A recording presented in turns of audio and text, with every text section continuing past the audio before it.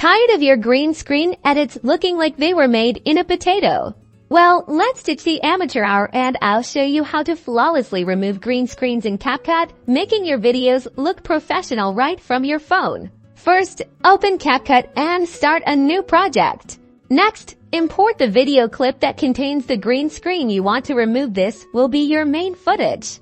Now import the background you want to replace the green screen with. Make sure to add this clip to your timeline by using the overlay function.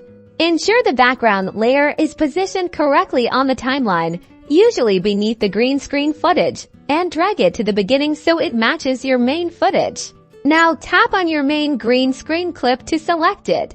Scroll through the options at the bottom until you find Chroma Key. Tap Chroma Key.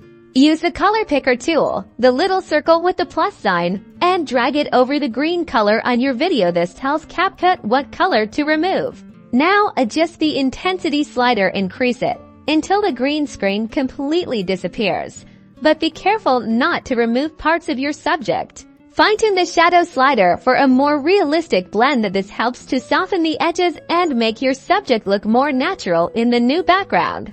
Hit play and preview your clip. Make any further adjustments to the intensity and shadow until you are satisfied with the final look.